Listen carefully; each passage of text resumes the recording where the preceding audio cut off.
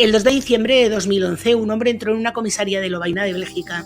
No estaba detenido ni lo llevaban esposado. Había llegado solo en tren, cargado con una mochila, e insistió muchísimo en hablar con un agente. Cuando por fin le hicieron caso, el hombre lo único que dijo es: soy culpable. Claro, esa frase dejó a los policías con más preguntas que respuestas. Sin embargo, pocas horas después, se sabría que aquel hombre no era un turista despistado ni un loco que estaba intentando tomarles el pelo. Detrás de su confesión se escondía una ruta de sangre que atravesaba 3 países en apenas 50 días.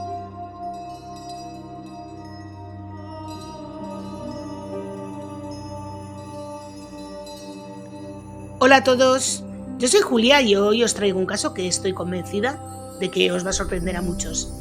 Es el caso de un asesino en serie que actuó en Francia, en Bélgica y en España, aunque en nuestro país se sabe bastante poco de él.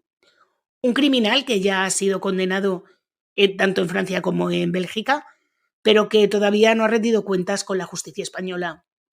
Si quieres saber más, sé bienvenido. Aprovecho para agradeceros que veáis mis vídeos y ya sabéis que si os gustan os podéis suscribir, dejarme un like, y todas estas cosas. También quiero recordaros que tengo otro canal que se llama Letra Pequeña, que trata sobre casos de true crime en los que no hay tanta sangre y que os voy a dejar enlazado en la cajita de información. Y ahora sí que sí, no me enrollo más y vamos con la historia.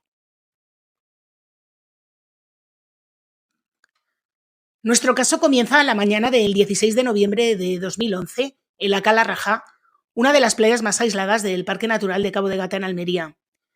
Aquella hora tan temprana solo se escuchaba el ruido del mar rompiendo contra las rocas.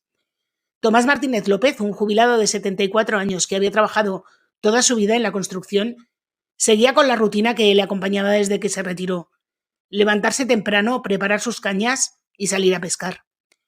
Tomás era un hombre sencillo, vecino de Almería, casado con una hija y con varios nietos. En los últimos años había descubierto una afición que le mantenía activo y le daba mucha paz: la pesca. Se sacó la licencia en 2006 y solía ir 2 o 3 veces por semana a la misma cala, siempre en el mismo punto de la roca donde el terreno hacía un pequeño saliente. Allí echaba el anzuelo y esperaba, casi siempre solo, y cuando tenía suerte sacaba alguna dorada, algún sargo o alguna lubina para la cena. Ese día, como siempre, antes de acudir a pescar, pasó por el bar Los Delfines, cerca de su casa, en la calle Llano Amarillo. Era un cliente habitual. A las 6:20 de la mañana entró, pidió un café, saludó a los amigos y comentó, como de costumbre, que iba a echar el anzuelo a Cala Rajá. Llevaba su cartera encima y la documentación, y luego se marchó en su Peugeot 205 blanco, cargado con las cañas, el cubo, las quisquillas de cebo y unos trapos. El trayecto hasta la cala llevaba casi 1 hora. Aparcó en la explanada de tierra que usaban los pescadores y bajó caminando por un sendero pedregoso hasta la orilla. Preparó sus cosas y empezó a instalarse. Pasaron las horas y nadie volvió a saber de él, hasta que alrededor de las 12 del mediodía unos paseantes encontraron su cuerpo. Estaba tendido en el suelo con la caña de pescar abandonada y parte de los aparejos junto a él. La primera impresión fue confusa. Podía haber sido una caída, un accidente, pero bastaba con acercarse un poco para ver que no. Tenía una herida brutal en la parte posterior del cráneo, provocada, y se veía claramente, por una piedra de gran tamaño que apareció junto al cuerpo. El golpe había destrozado su gorra azul, que estaba completamente roja, y en la manga de su chaqueta había restos de que había intentado cubrirse la cabeza al recibir el impacto. La Guardia Civil llegó poco después.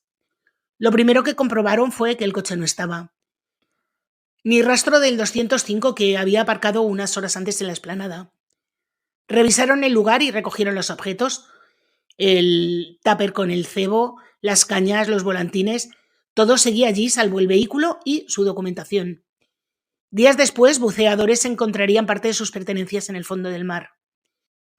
Aunque en un primerísimo momento se habló de un accidente, que quizá una roca se había desprendido y le había golpeado en la cabeza, esa hipótesis duró muy poco. En la pared rocosa no había señales de desprendimiento y la piedra que acabó con su vida estaba fuera de lugar, como si alguien lo hubiera cogido y usado como arma. La conclusión entonces era bastante clara. A Tomás le habían asesinado. Lo más inquietante era que su coche apareció semanas más tarde en la Junquera, en Girona, a algo más de 1000 kilómetros de distancia. Estaba abandonado junto a la frontera de Francia. Dentro del Peugeot 205 había restos biológicos, sudor, huellas y un perfil genético que no correspondía ni con el pescador ni con nadie de su familia. Se enviaron las muestras de ADN a una base de datos, entre ellas una base de datos internacional, y pasado un tiempo llegó una respuesta. El nombre que aparecía no era un desconocido para las policías europeas. Se trataba de Etienne de Drogue, un belga de 40 años, con un historial de estafas y una reputación que empezaba a tornarse en algo bastante más grave. Pero, ¿quién era Etienne de Drogue? Bueno, pues de Drogue era un ciudadano belga, como os digo, que había nacido el 20 de septiembre de 1971 en Leut, un pequeño pueblo de la provincia belga de Limburgo. Era hijo de Anneke Jensen y Gottfried de Drogue. Creció en una familia obrera. Su padre había trabajado en la mina hasta que, con los pulmones destrozados por el carbón, tuvo que retirarse y pasó años entrando y saliendo del hospital. La infancia de Etienne transcurrió entre mudanzas, primero a Alken, luego a Selt y más tarde a Brujas, donde la familia terminó asentándose. En esos años no hay constancia de violencia ni de señales de lo que vendría después. Etienne no maltrataba animales, no daba problemas en la escuela y no hacía esto que se supone que hace la gente que mata en serie. De adolescente empezó a trabajar en una serie de oficios para los que además no se había formado, como carpintero, mecánico, chofer, conserje, vamos, oficios de lo más normal. Se casó joven y tuvo una hija, pero su vida empezó a torcerse entre 2005 y 2007. En ese periodo fallecieron su madre, a la que estaba muy unido, y su padre quedó ya definitivamente enfermo. Como si no fuera suficiente, su mujer le pidió el divorcio, 3 golpes en cadena. Él mismo reconocería más tarde que ahí se le rompió la cabeza. Fue entonces cuando se obsesionó con el gimnasio. Se pasaba horas entrenando. Buscaba tener un cuerpo musculoso a toda costa y empezó a consumir esteroides anabolizantes, los mismos productos que en la ganadería se utilizan para engordar bueyes. Según su versión, esta sustancia le volvió agresivo. Lo cierto es que a partir de ahí su carácter cambió y comenzó a deslizarse hacia el mundo de las estafas. En Bélgica le describen con una palabra muy gráfica, flesentrekker, literalmente alguien que toma una botella de agua en un bar y no la paga. Un cara dura que consume y se va sin abonar la cuenta.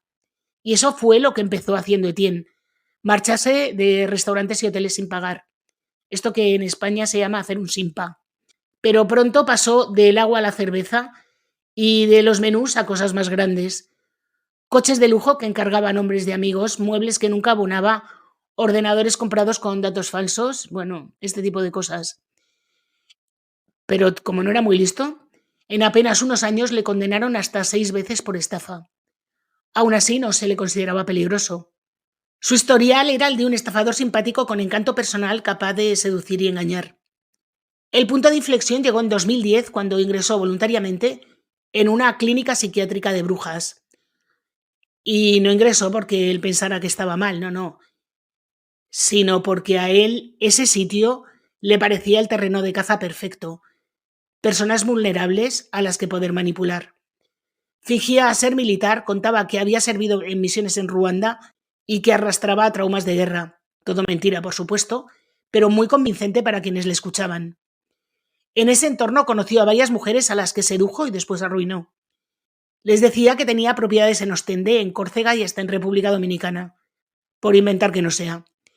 Se presentaba como un hombre generoso, invitaba a restaurantes y hacía regalos. Y luego llegaban las excusas. La tarjeta bloqueada, un problema en el banco, necesitaba dinero urgente y no sabía cómo conseguirlo. Una tras otra fue sacando miles de euros a las pobres mujeres. Cuando en la clínica descubrieron el engaño, le echaron, claro. Y fue entonces, a finales de 2010, cuando Etienne de Drogue se lanzó al mundo con un método que ya no solamente era estafar. Se dedicaba a hacer rutas por hoteles y casas rurales de las que siempre se marchaba sin pagar, a veces dejando algo más que deudas, como vamos a ver.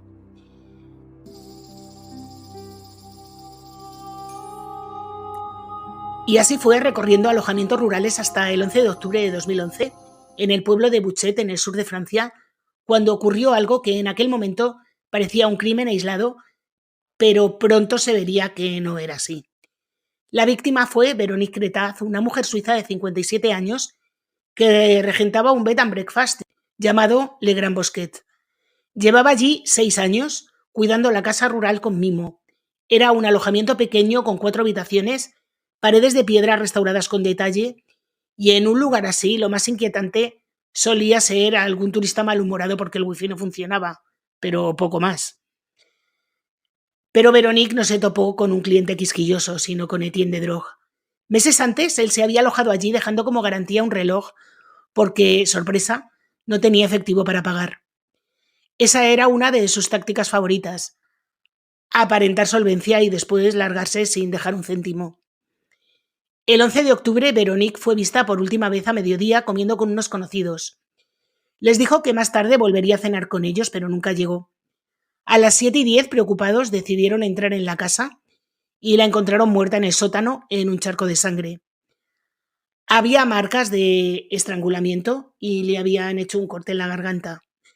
No había dudas, le habían intentado quitar el aire y después la habían degollado.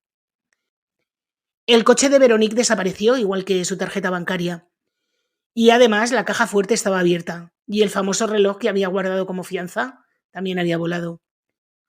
Después de acabar con la vida de Véronique y de llevarse sus cosas, incluido el reloj que estaba dentro de la caja fuerte, de Drogue no huyó a un escondite remoto ni intentó pasar desapercibido. Al contrario, el tío se dedicó a gastar el dinero de las tarjetas robadas y a fundírselo en tiendas y en restaurantes. Dejó un rastro facilísimo de seguir. Era muy listo para manipular mujeres vulnerables en clínicas psiquiátricas, pero tenía la visión estratégica de un ladrón de supermercado, por decir algo sofisticado. Tras acabar con Véronique, el 12 de octubre de 2011 cruzó la frontera con España y es ahí cuando aparece el nombre de Tomás en nuestra historia. De Drogue entró en España por la zona de Cataluña y fue recorriendo toda la costa hasta llegar a Levante. Durante varios días gastó dinero con las tarjetas de la víctima. Se calcula que casi 4.000 euros en una semana, en restaurantes, en hoteles, en compras, como si no hubiera pasado nada. Incluso llegó a fundirse más de 1.800 euros en un solo día en Montelimar, justo antes de viajar en tren hacia España. Su huida parecía más una excursión de placer que la escapada de un asesino perseguido. En España dejó un rastro muy claro. Estuvo en Barcelona y el 16 de noviembre se registró en un hotel en Benidorm. La factura de esa estancia se hallaría más tarde en Bélgica, en una papelera en casa de sus siguientes víctimas.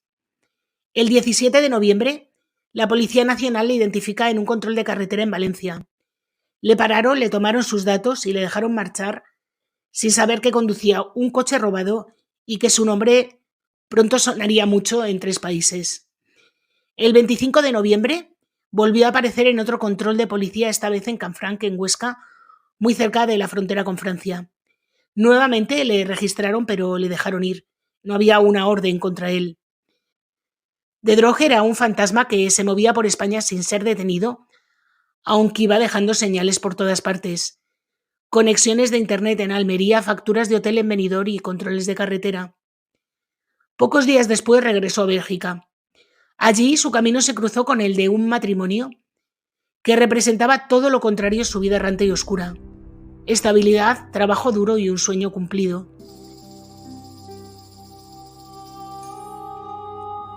Se trataba de Martin Blancaer, de 71 años, y Mia Van Dijk, de 69. Ambos eran flamencos, habían nacido y crecido en Amberes, pero habían ido a vivir a la aldea de Gramboir, en la provincia de Luxemburgo, donde regentaban un pequeño bed and breakfast. Eran muy conocidos en el pueblo como gente buena de verdad. Martin era guía de naturaleza y Mia colaboraba con la parroquia. Para ellos, aquella casa rural era el proyecto de su vida. El huésped que acogieron ese noviembre se presentó como fotógrafo de National Geographic. No tenía coche, así que Martin fue a recogerle personalmente a la oficina de turismo de Neuchatel. Se quedó 4 noches en la casa, comió y cenó con ellos e incluso ayudó a Martin a cortar leña. En el pueblo le vieron en el café local y en el partido de fútbol. Parecía un turista tranquilo, aunque algunos notaron algo extraño, nunca llevaba cámara. O sea, era fotógrafo de National Geographic, estaba allí con el proyecto de hacer un reportaje de la zona, pero iba sin cámara. En fin, como os digo, era un tipo que tenía un perfil delincuencial muy sofisticado. El lunes 28 de noviembre, The Drog anunció que se marchaba. Martin se ofreció a llevarle en coche hasta la estación. Después del desayuno, el belga preparó su mochila y la dejó en el garaje con un cordón preparado dentro. Cuando entró Martin le estranguló y luego hizo lo mismo con Mia, a la que además colgó del armario. Robó el coche, el ordenador y algo de dinero, y su vehículo apareció más tarde en Brujas. El ordenador fue vendido en una tienda de segunda mano en Ostende.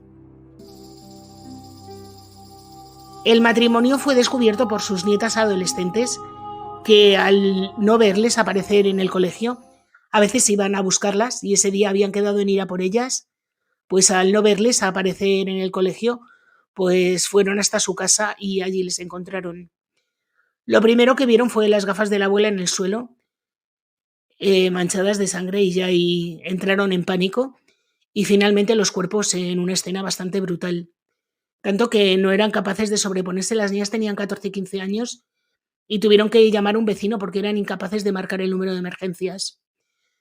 5 días después, el 2 de diciembre de 2011, Etienne de Drog entró en una comisaría de Lovaina y dijo: «Soy culpable».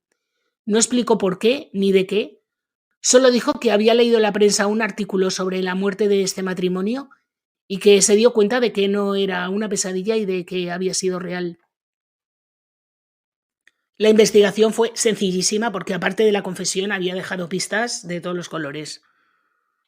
A pesar de todo, los juicios en Bélgica tardan en llegar tanto como en España, y prácticamente 3 años después, el 3 de noviembre de 2014, comenzó en Arlon el juicio contra Etienne de Drog por la muerte de Martin Blanquaert y Mia Van Dijk. El juicio se celebró en una sala cargada de historia, la misma donde una década antes había sido juzgado Marc Dutroux. Marc Dutroux es un monstruo que a mí me ha hecho bastante gracia entre comillas, porque entre las fuentes que he utilizado para documentarme de este caso, he escuchado un podcast de unos belgas que decían que en Bélgica no hay muchos asesinos en serie. ¿De verdad? No sé. No sé qué consideran mucho ellos, pero a mí me parece que hay un montón para ser un país tan pequeño, pero bueno. Anécdotas aparte, a The Drog no le sentaron en la misma jaula. Está la cabina de cristal en la que meten a los presos en los juicios en Bélgica y en Francia. Supongo que lo habréis visto en fotos. El caso es que el presidente del tribunal empezó repasando la trayectoria de The Drog en los meses previos al crimen. Llamó a lo que había hecho a su periplo por el mundo, su tour de Francia particular, una ruta de pueblos y ciudades donde se había alojado en hoteles y casas sin pagar. The Drog dijo que no recordaba en todos los sitios en los que había estado. El presidente le respondió que no importaba porque se podía seguir bastante bien la pista. La mayoría de las personas a las que había estafado habían presentado denuncia. Y fue enumerando: Carpentras, Girondas, Sablé, Avignon, bueno, un montón de sitios, y siempre se había ido sin pagar. El fiscal añadió en tono seco que de todo lo que contaba, lo único cierto era que era belga, el resto todo invenciones. Le definió como un mitómano con una tendencia enfermiza a mentir, y The Drog, en tono desafiante, le respondió: «Si tú lo dices». Cuando tocó hablar del crimen, The Drog intentó suavizar su versión. Explicó que Martín y Mia le habían tratado como si fuera de la familia, que desayunaron juntos y rieron aquella mañana. Relató que vio las llaves del coche en el garaje y quiso marcharse con él, que Martín le sorprendió y, sintiéndose atrapado, le estranguló de manera impulsiva. Según él, Mia lo presenció todo y por eso también acabó con ella. Para la familia, aquella confesión fue bastante devastadora porque Durante 3 años habían pensado que sus seres queridos habían fallecido rápido y sin ser conscientes, pero ahora escuchaban que Mia vio cómo mataban a su marido y que supo durante unos segundos eternos que sería la siguiente. El segundo día declararon las nietas, que entonces tenían 14 y 15 años cuando encontraron los cuerpos, y explicaron entre lágrimas lo que os he contado antes y el trauma que todavía llevaban por aquella escena. El vecino recordó cómo acudió a la casa y encontró los cuerpos y, por supuesto, no dudó ni un solo instante de que habían acabado con ellos. Los psiquiatras que le habían tratado describieron a Dedrock como un egocéntrico, un mitómano compulsivo y un hombre sin empatía ni remordimientos. Señalaron que no sufría enfermedad mental incapacitante y que era plenamente consciente de sus actos. En palabras más sencillas, era un manipulador frío y peligroso.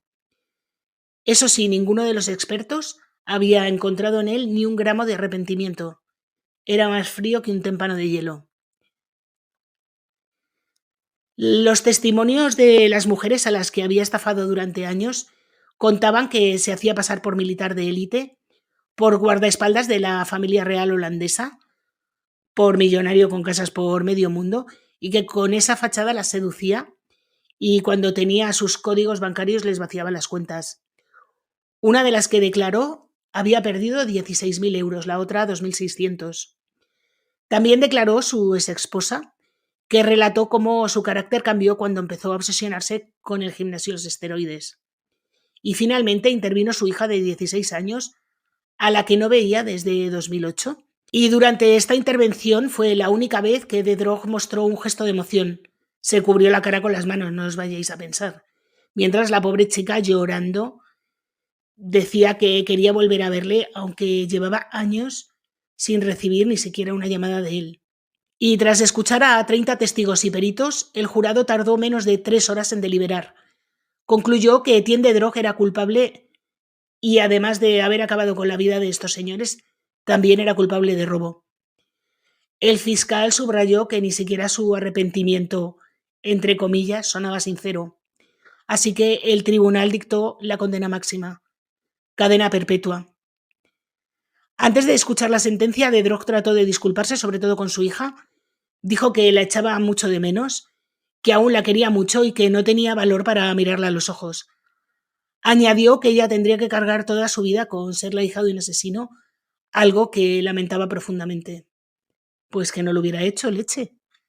Y aunque el primer crimen conocido de Etienne Dedrock fue el de Véronique Cretaz, ocurrido en octubre, el de este matrimonio fue en noviembre, el caso no llegó a los tribunales hasta años después, tras ser condenado en Bélgica. El juicio por la muerte de Véronique comenzó el 5 de mayo de 2017. Véronique, que tenía 57 años en el momento de su muerte, llevaba 6 años regentando un pequeño bed and breakfast en Buchet. Como os he dicho, la encontraron muerta en el sótano de su casa, con marcas de haberle quitado el aire y cortado el cuello. La acusación recordó que meses antes del crimen, Dedrock se había alojado allí. Como no tenía dinero, había dejado un reloj como fianza y prometió pagar después. Nunca lo hizo. El día de su muerte, ese mismo reloj había desaparecido de la caja fuerte. Los investigadores franceses presentaron pruebas muy contundentes contra él. En el cordón encontrado cerca de la carretera de la casa rural había ADN tanto de Véronique como de Dedrock. Bajo las uñas de Véronique también aparecieron restos genéticos de Dedrock, lo que indicaba que ella se defendió. Además, una cámara de un cajero automático había captado a un hombre idéntico a Dedrock sacando dinero con la tarjeta bancaria de Véronique. Y el coche de Véronique había desaparecido tras el crimen y cuando analizaron los restos biológicos encontrados en él, también encontraron restos de Dedrock. Dedrock, como es habitual, lo negó todo. Alegó que aquel día no había estado en Buchet y que se encontraba recogiendo naranjas en otro lugar. Los magistrados escucharon su versión con bastante escepticismo. Para ellos los datos eran bastante claros y este hombre había vuelto a la casa rural buscando recuperar el reloj que había dejado como fianza y cuando Véronique le vio, pues decidió acabar con ella. Durante el juicio, los forenses insistieron en que Dedroch era un hombre extremadamente peligroso, un mitómano sin remordimientos, que mataba por impulso o conveniencia, pero que era capaz de repetirlo una y otra vez sin dudar. La defensa, como no, trató de presentarle como alguien que había tenido una vida muy dura, marcada por la muerte de su madre, el divorcio y la caída de los esteroides. Pero evidentemente el tribunal dijo que no colaba. Al final le declararon culpable y le condenaron a 25 años de prisión, con la obligación de cumplir al menos 2/3 de la pena antes de poder optar a libertad condicional. La sentencia incluía además su expulsión de Francia una vez cumplida. Pero sí, claro, la ejecución de esta condena quedaba aplazada hasta después de cumplir la cadena perpetua en Bélgica. O sea, este hombre va a estar en las cárceles entre Bélgica y Francia pues el resto de su vida. De este modo, en 2017, Dedroch acumulaba ya 2 sentencias, la que os he dicho de Bélgica y la de Francia, pero faltaba la tercera pieza, la que todavía cojea más de una década después. El caso abierto en España por la muerte de Tomás Martínez López.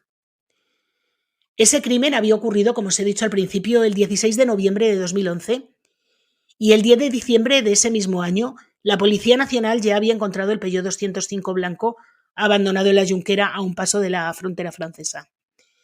Dentro del coche aparecieron restos de ADN que, tras cotejarse, resultaron ser de Dedroch. En teoría, la prueba estrella. En la práctica, el caso está parado desde hace años. La investigación española se sobreseyó en un primer momento, oficialmente porque no había pruebas suficientes, y ahí quedó olvidada en un cajón mientras Dedroch ya estaba siendo juzgado en Bélgica y a la espera de serlo en Francia. Y no fue hasta 2015, 4 años después, cuando el juzgado de instrucción número 5 de Almería decidió reabrir la causa. Se levantó el secreto de sumario y la Guardia Civil pudo detallar todas las pruebas reunidas, que eran las siguientes, que os voy a detallar. El ADN en el coche de Tomás. Las conexiones de internet de Dedroch desde Almería el 14 de noviembre, 2 días antes del crimen, lo que prueba que podía haber estado por allí en el momento en el que se cometieron los hechos. Su registro en un hotel de Benidorm el 16 de noviembre, horas después de que se certificara la muerte de Tomás. Y otra más en Canfranc el 25 de noviembre, ya muy cerca de la frontera francesa. El itinerario encajaba como un rompecabezas. Después de Francia, Dedroch había cruzado la frontera, había pasado por Almería y Benidorm, luego Valencia y finalmente Huesca para salir de nuevo hacia Bélgica. El problema, que en un tribunal español nada de esto parecía bastar. El ADN estaba en el coche, sí, pero Dedroch alegó que Tomás le había recogido haciendo autostop. Un argumento muy cómodo y muy conveniente porque el pobre Tomás ya no podía contradecirle. Lo que más le dolió a la familia de Tomás fue la banalidad del crimen. Tomás, que estaba a punto de cumplir 74 años, perdió la vida por un motivo tan mezquino como un vehículo viejo y unos billetes. Para su entorno fue incomprensible que un hombre tranquilo dedicado a la familia y a la pesca fuera asesinado sin razón, sin posibilidad de defensa, en uno de los rincones más tranquilos de Andalucía. Y por otra parte, este caso se ha convertido en un ejemplo de lo complicado que puede ser coordinar la justicia entre países de la misma Unión Europea. Bélgica y Francia ya habían juzgado y condenado a Dedroch, mientras en España todavía discutían detalles logísticos básicos, como si tenía que declarar desde la cárcel belga o desde un juzgado español, si el abogado debía nombrarse aquí o allí, o si incluso el traductor debía estar sentado en un lado o en otro de la pantalla. O sea, chorradas. Y aunque el caso se ha reactivado varias veces, hay una fecha de juicio. Y mientras, la familia de Tomás sigue esperando una sentencia que reconozca lo evidente, que su padre y abuelo no murió por accidente, sino a manos de un hombre que ya ha demostrado sobradamente de lo que es capaz. En 2021, al cumplirse 10 años del crimen, el abogado de la familia habló con los medios y, entre otras cosas, dijo una frase que resumía bastante bien la situación. Hace falta que se haga justicia frente al presunto asesino. Es un cobarde que mató a ancianos aquí y allá, y a Tomás, además, le vino por la espalda y sin que se pudiera defender. Pero más de una década después, España sigue teniendo pendiente esta justicia, y a mí me parece una auténtica vergüenza. Es verdad que este hombre no va a salir nunca de la cárcel, pero también es verdad que merece ser juzgado y condenado también en España. O al menos eso creo yo. Y bueno, hasta aquí El caso de hoy es un caso que estoy convencida de que muy pocos conoceréis porque es un caso al que se le ha dado muy, muy, muy poca difusión, aunque es un caso, además de terrible, bastante indignante. Decidme, por favor, qué pensáis, si creéis que la justicia debe esforzarse un poquito más por sentar en el banquillo a este hombre aunque ya esté condenado, o que no debemos invertir recursos para algo que no va a ningún sitio. A mí me parece que la familia merece verle sentado en el banquillo, pero entiendo los que opinéis otra cosa. Y bueno, como os digo, hasta aquí el caso de hoy. Espero que os haya gustado. Si es así, por favor, dejadme un like, activar la campanita, comentar, compartir, bueno, todo esto que ya os sabéis. Y como subo vídeo todos los viernes, pues hasta la semana que viene.